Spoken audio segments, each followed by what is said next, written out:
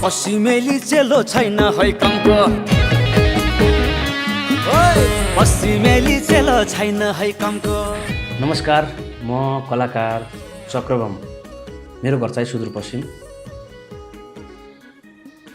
सुन्नुहोस् न, म आज तपाईँहरूमाझ एउटा कुरा गर्न गइरहेको छु, जुन कुरा कसैले सम्झिन चाहँदैन, तर यो कुरा सुन्नै पर्नेछ र सम्झनै पर्नेछ।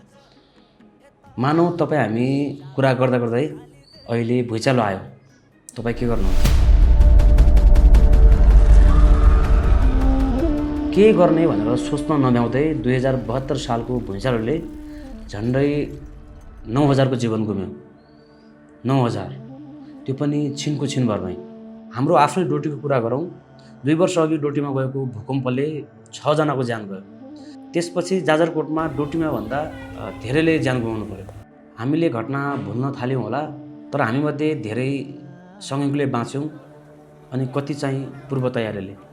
यदि साँच्चीकै राम्रोसँग पूर्व तयारी गर्न सकेको भए आज ती दुःखका दिनहरू यसरी सम्झिनु पर्ने थिएन होला सायद।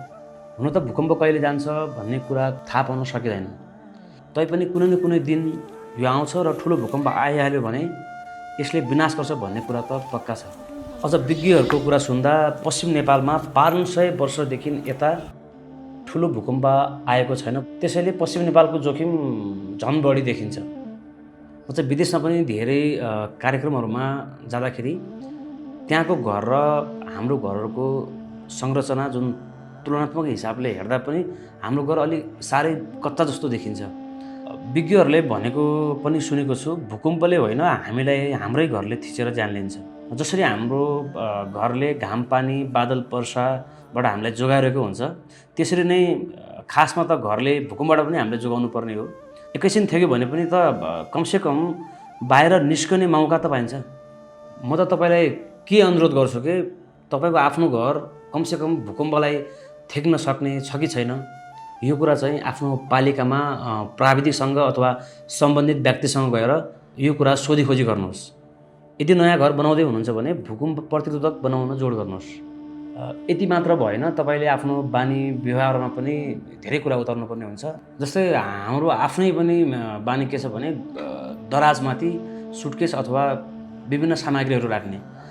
यो गर्दाखेरि चाहिँ भूकम्प आएको बेला अझ ज्यानको जोखिम हुनसक्छ।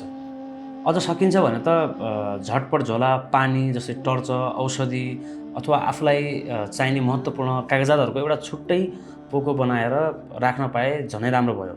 र म त के भन्छु भने तपाईँहरू पनि एक आपसमा साथीसँगीलाई यो भूकम्पको बारेमा कसरी हामी सुरक्षित हुने भनेर यसको विषयमा पनि छलफल गर्नुहोस्, कुराहरू गर्नुहोस्।